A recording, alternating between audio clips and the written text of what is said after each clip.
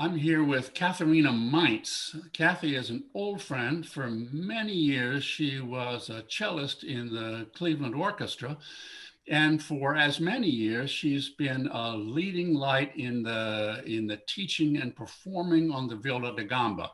She also, as you can see, has a really important collection of gambas that I hope she'll talk about.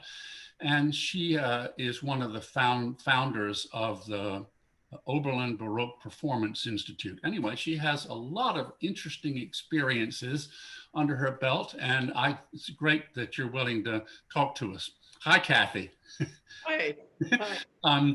Can you, I don't know where to start, but maybe we can start at the beginning. Can you say what it was like when you first sort of found out about or discovered or started doing stuff with music? How did you begin with music? Um, my family was very musical family. My mother taught violin. She had us all. I had two older sisters, and I had to play cello to finish the string quartet. And so I started piano at 4. We were definitely practicers. And when I was in high school, I gotten good on the cello. So when I was in high school, I went to Interlochen for 5 summers, which was a huge influence on me. And then I went to Eastman, which is the next thing in line. And my desire was to play in a great symphony orchestra. I had enjoyed orchestral playing since the beginning, and I wanted to be in a great orchestra, and had that was my focus. I was a cello jock, absolutely. And I graduated, and my first job was in a small little chamber orchestra in Philadelphia that only lasted a couple of years, but it was a totally first class orchestra called the Chamber Symphony of Philadelphia. We made a lot of recordings, important recordings. And there I met the first oboist, who was a young man who I had known about. He had a big, big reputation in the oboe world, and I from the very first note I heard, I just was just absolutely crazy about his playing. Oh my God, he played so beautifully. And little did I know that he already played the gamba. And Let me guess, so, was his name James Caldwell? oh yeah, that's right. His name is James Caldwell. Hmm. Right. And so he saw me over there on the other side of the orchestra, this, fresh out of Eastman young woman, and asked me to come and see his gambas, like right away. And That's the first. That's the first early music pickup line I've ever heard. that's right. That's right. And I've eventually discovered that when he had been interested in Baroque music for a long time, he had been at Curtis. He was 6, 7 years older than I. He had been at Curtis and had, in fact, had a Baroque ensemble. He had his own little harpsichord spinet that he could carry around, and he and his little group playing on modern instruments went and played school concerts and things like that. So he was already interested in it, and this would have been in the late 50s at Curtis, if you Wow. can believe that. Uh, because of the Vietnam War, it's a long story, but he ended up playing in a wind quintet in Puerto Rico. And while he was there, he decided he wanted to play the lute. And he ordered a lute, he ordered a bunch of recordings. And among the recordings were several of the archive series of August Wenzinger, both conducting and playing gamba. And he was completely hooked. And he ordered a gamba and ordered uh, all the primary materials that were available, Simpson and Mace and Hume, things that you could get in facsimile then. And he taught himself to play, literally, all by himself. So he had moved to Washington, he had played with some people there, and then he moved to Philadelphia and met me. And by that time, he had already owned, I think, 6 files, because he knew that if he wanted people to play with, he had to teach them how to play and have the instruments for them to learn on. So that was the story of our life, was getting instruments for people to play on. So he taught me right away, and you know, I played my first Inomine, one of the first dates we had, and then we started playing a lot of duets, and uh, this was in September we had met, and we played in a consort with Marianne Ballard and some other people, and in fact, Sarah Cunningham's parents came and played with us a couple of times. I met her when she was 14, I think, already beginning to play gamba. So anyway, we met in September. We got married in February. It was really fast. And we had the opportunity that first summer we were married to go to a master class in Saratoga Springs, New York, with August Wenzinger, who, you know, we'd been listening to these recordings and absolutely loved these recordings. So we went to the master class, and we were just crazy about him. He was such just a wonderful, wonderful teacher, and all of us, which included, by the way, I'm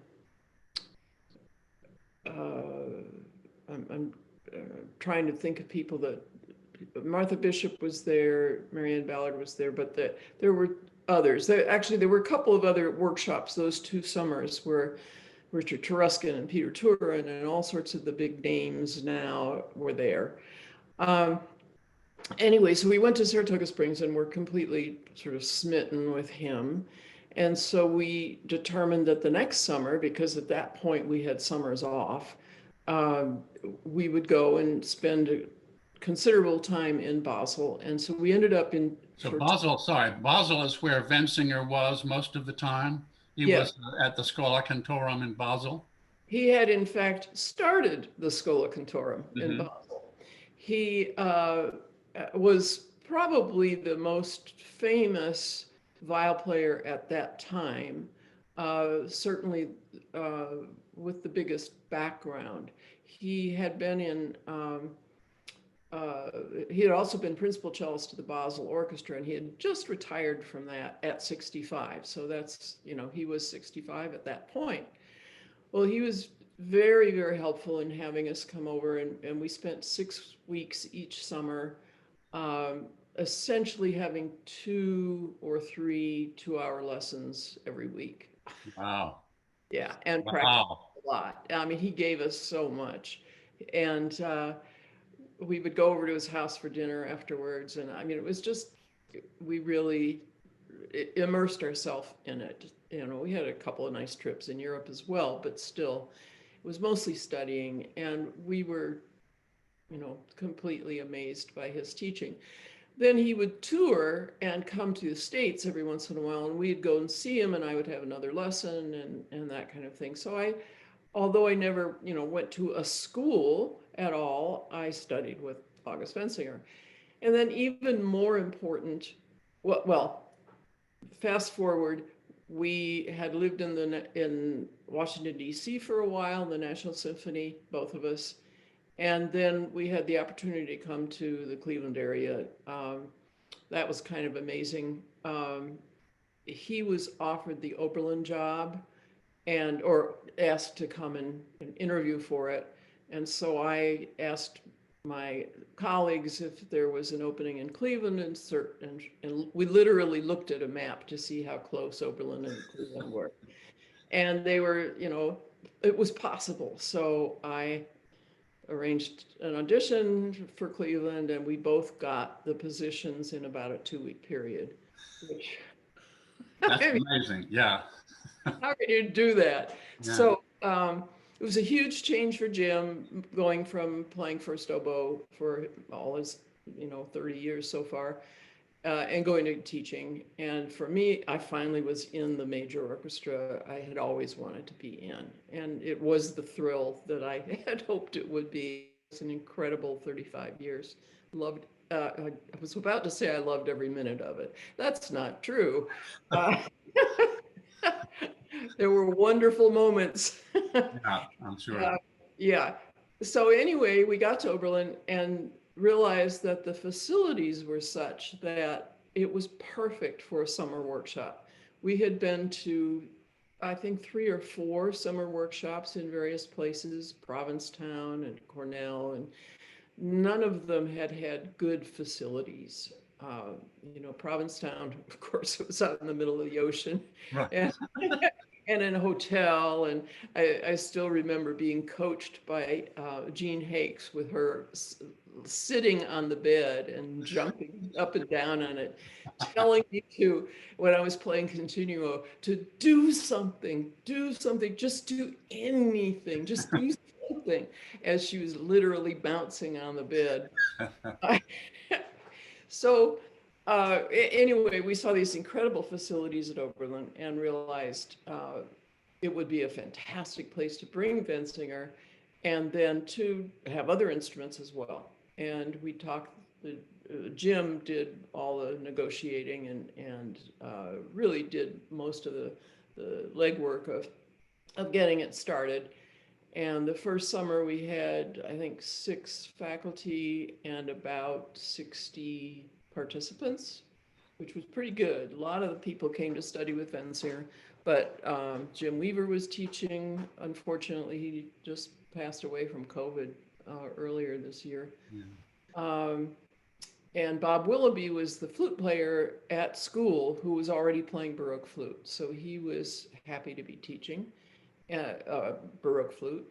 And we didn't have a violinist that first summer. And I did a little teaching. And Jim was not playing Baroque oboe by that time. He was still only playing viol. So we performed a lot. Anyway, it was obviously a success because the next year we had something like 95 people come. And you called it the Oberlin Baroque Performance Institute, which we all call BPI, and we assume it's always been there from the beginning of time. Yeah. Well, actually, one of the things I mentioned in the book I wrote about, about the beginnings of BPI, called Oberlin Baroque Performance Institute, The Wenzinger Years. It's an ebook available on iTunes. I made a comment about the fact we were very careful about the choice of name. The first name was Oberlin, or was rather Baroque Performance Institute at Oberlin. The at Oberlin was in case this Oberlin thing didn't work out. Right. You still have the name and you have it at somewhere else. Right. Yeah, we wanted to be able to move the thing over to somewhere else. That was on purpose. The Baroque was to clarify that we would be playing Baroque music, because most of the workshops in the US at that time were Renaissance. There was lots of recorder workshops. There were even viol workshops, but they were all just playing consort music and mostly for amateurs. And but again, we were going to do Baroque music. Was everybody playing Baroque instruments in the early days, or did you have modern instruments also? No, we were only going to be doing Baroque instruments, not at all, and at 415 from the very first year. And the performance was that at the end of the week, everyone would perform, whether they were an amateur or not. But the idea was that you'd be working, not just reading through a bunch of music, which a lot of the other workshops were just sitting down with a pile of music and reading through it, which is fun. It's great fun, but that's not what we wanted to do. We wanted where people would actually practice and have something by the time they finished. Then Institute was that we wanted to have periphery information about what was being learned.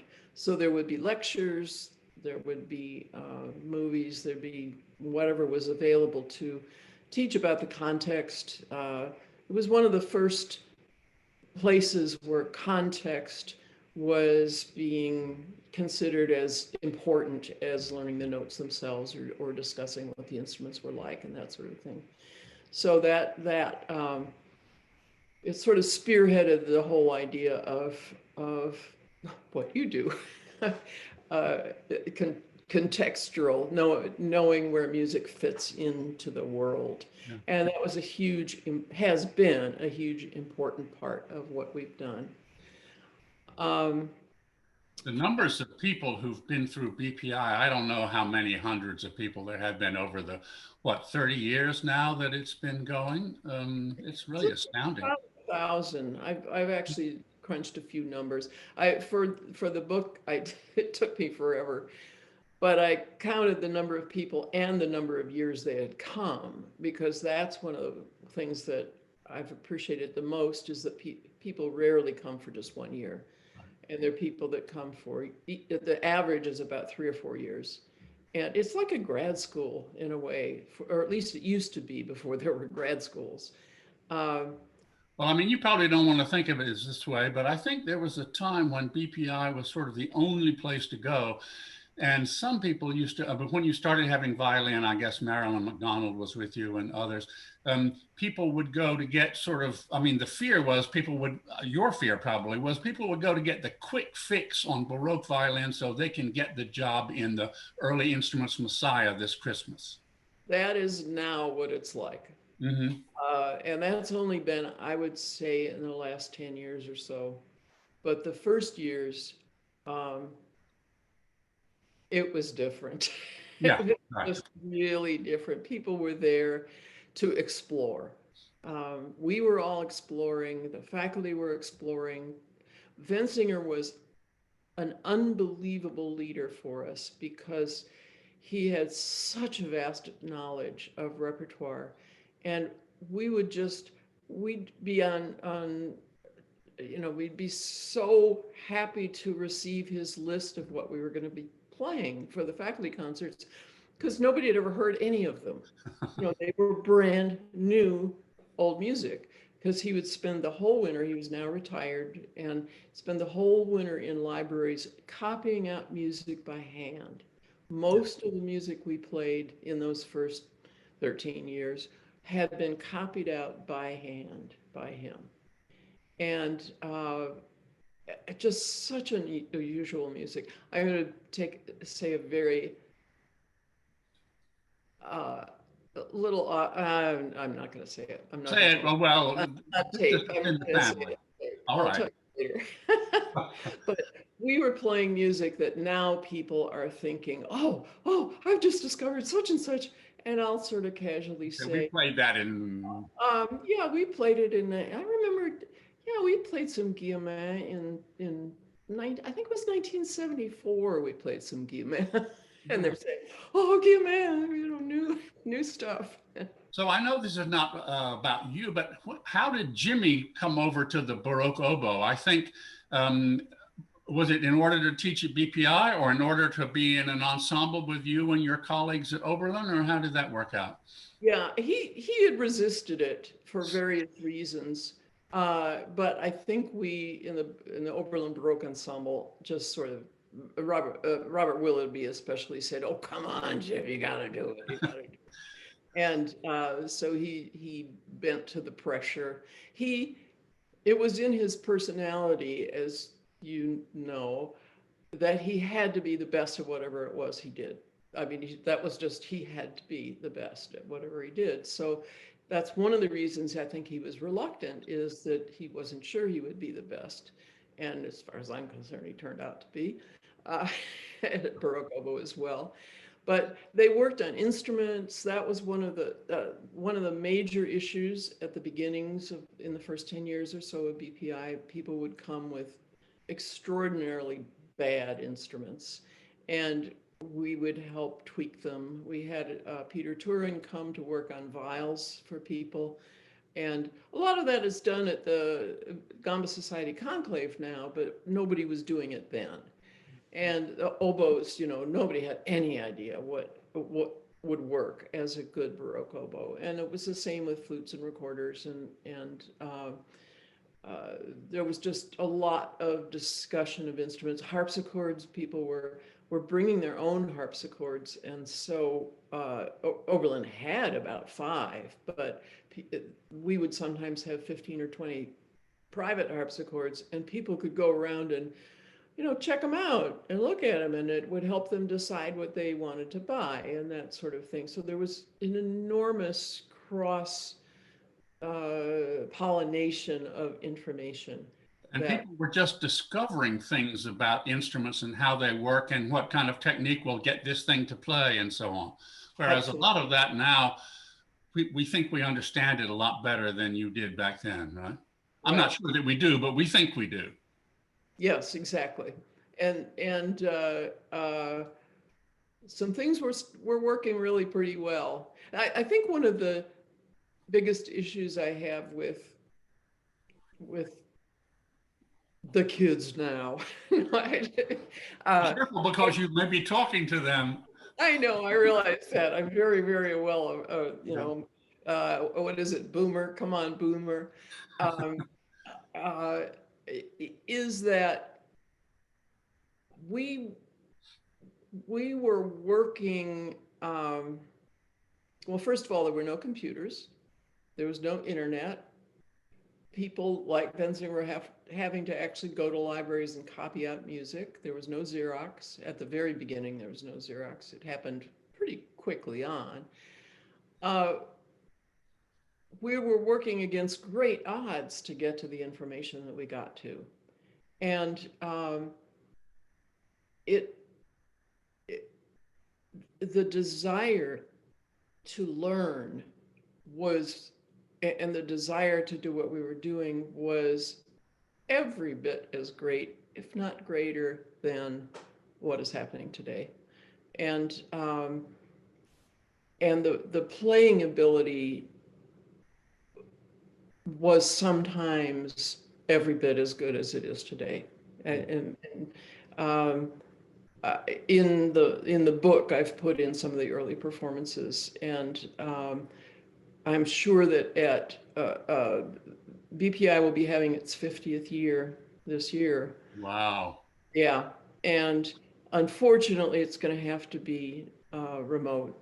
But I'm sure one of the things that Ken and I and others will do is put together a collection of some of the early recordings, because they are fantastic. They're under any circumstances, they're fantastic. And it feels really bad when I hear people, sort of frankly be a little dismissive of those days. I'm sorry.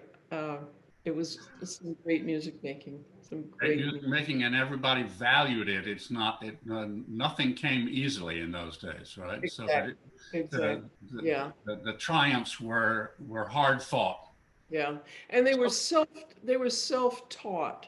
I mean, we as you say, of course I studied with Wenzinger, but again, I didn't have a weekly lesson with him and juries and right. that whole thing. So, that's why we set up BPI, was that we realized in these intense immersive experiences in studying in the summertime and then going home for a year and working on everything we learned, that was a good way to do things. Would And it be so, fair to say that it was BPI that actually brought early music into the curriculum of the Oberlin Conservatory, which was, after all, one of the very early places where you could study early music? oh, absolutely. Yeah. I started teaching, 2 or 3 hours a week in the second year, third year. And both Bob and Jim and Marilyn started teaching, private students these instruments. We had the instruments. We had already started a collection. The school had started a big collection. We had harpsichord teacher.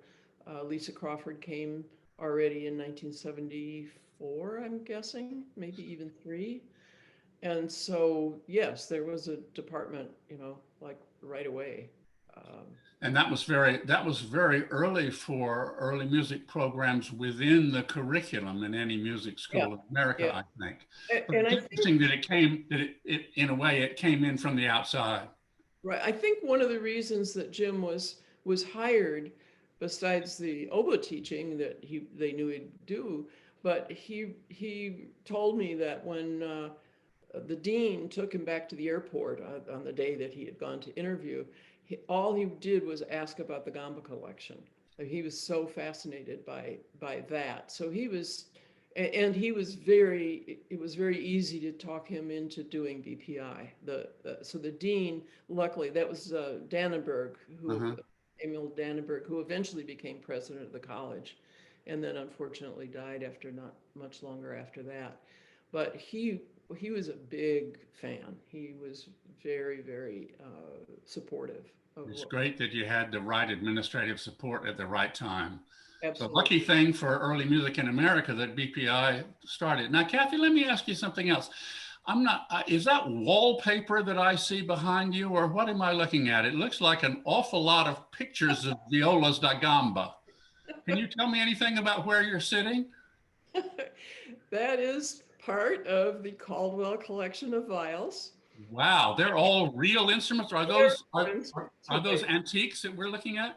They're all antiques. In fact, not very many of them happen to be viols now that I look at them, but there are some cellos there too. But and some small viols, of course.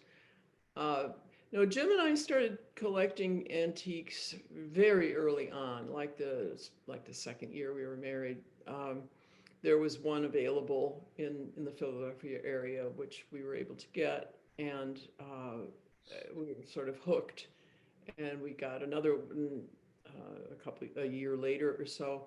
And at that time, it's kind of interesting that I think anyway, at that time, harpsichordists were very interested in harpsichord nationalities. So they were beginning to realize that the sort of standard Neupert harpsichord was not exactly historical. So the idea of historical instruments became in vogue in harpsichords. So there were Italian harpsichords that were totally different from French and totally different from Dutch. And we thought, well, man, I wonder if gambas are like that. You know, literally, I wonder. And I mean, it was that whole I wonder that drove us in so many ways. And Jim got a sabbatical from Oberlin and was able to go to Europe and go to all the museums and collections. And he studied both gambas and Baroque oboes and worked on both of them to study national styles. And of course, there were national styles in Baroque oboe as well.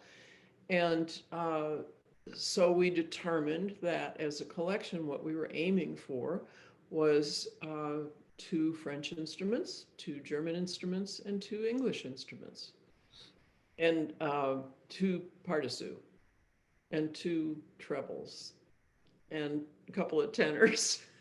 Because after all, looks like you've exceeded your ambition by quite a lot.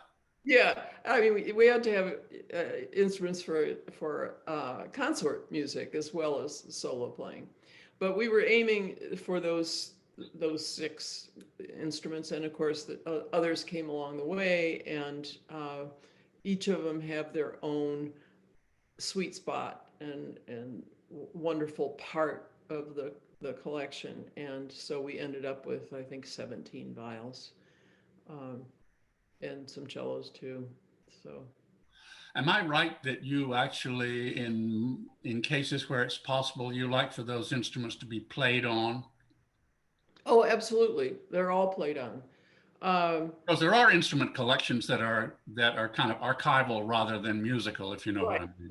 We had them all restored, which was huge.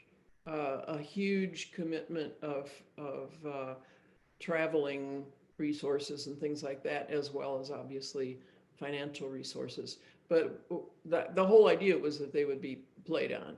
And so we played on them. Again, we ended up with our 2 French and 2 German and 2 English, and we would, whatever we were playing, we would choose instruments that fit. Exactly. What a luxury. Wow. Yeah. And then we formed a consort at the New Year's, the week between Christmas and New Year's, where we invited our friends from all over the country, all over the world, actually, to come, and there'd be 6 or 7 or 8, and now it's up to about 10 people that come, and we have a big house party, and we do nothing but play concert music on these instruments. And then I've had students play on them. Uh, the consorts I would teach would come over occasionally, at least a couple of times a semester, and play on the instruments. And once in a while, I'll lend them out. And then I'm also we've been very open to having makers come and study them. So we've had a lot of makers come for a day or 2 or 3 and do drawings and measurements and things like that, and time to chat, That's about. great. I mean, the context of music making is has a lot to do with early music and how it works. And a lot of it we perform, it seems to me, in the wrong spaces. I love the idea. And I know a lot of people who have come to your Christmas, New Year's kind of gamba party, whatever it is. It sounds like fun if you like playing the gamba, but the idea that it's a small number of people playing to themselves, for themselves, in a social context with plenty of good food and drink sounds to me exactly the place that music belongs. I wish we could all be a fly on your wall, though. Right, I know. And this year, I cannot tell you how devastated I am that it's not going to happen, because it's been happening for 40 years. Wow. And it's my favorite week of the year, and I'm just, I can't believe it. But yeah, we can't do it. Well, we're all working on the technology to make real-time things work better. And we're all hoping to see we're beginning to see, I think, a glimmer of light at the end of the tunnel. Yeah, yeah. And at that point, you'll be able to get out all those vials that we see behind you and have friends come and play them. And maybe one or two of us will be lucky enough to get to hear them. Right. Yeah, that's true. That's true. But listen, thank you. I mean, I have no right to do this, but thank you for your contribution to early music over the last 50 or 60 years or so. It's really amazing the numbers of people who have been influenced by you and by Mr. Wenzinger in his turn and so on. It's a great gift you give to the world, and I thank you for it. So I don't know if there are any advice you have for the world of the future, Kathy. Well, one of the things that before February 2020, I thought I saw things going a wonderful direction in terms of the fact that there were a lot of people who were modern players who were dabbling. I thought that was great, and that they were much more open to the information. For instance, I'll just mention the Cleveland Orchestra would have Tone Copeman come, and the majority of the orchestra enjoyed him enormously, and did everything that he asked for and that sort of thing, and the results were pretty amazing. So it's definitely become more part of the mainstream, and people will look at a graduate school application and see that they've done some Baroque violin, and it will be a check on the good side, which was not true at all until maybe 10 or 15 years ago. But then the pandemic hit, and I just am, it has devastated me, because I don't see where live music is going to be in the future. And I worry about it enormously, because I've put all these people out in the world to make their living. Well, I hear you. I hear you advocating for permeable boundaries in the future, that music is music after all, and musicians will keep on being musicians despite the world's best efforts. That's one thing we can be encouraged about. Yeah, my problem is with the technology and the fact that I've spent my whole career listening to this very, very subtle differences between a French viol and an English viol and a German viol. And I'm sorry, on Zoom. We'll be back. We'll be back to that. Meanwhile, thank you for giving us an awful lot to think about, and thank you for an interesting conversation and a really great contribution to early music. Thank you very much, Catharina Meints. Well, thank you, Tom. It's so nice to talk to you. A pleasure.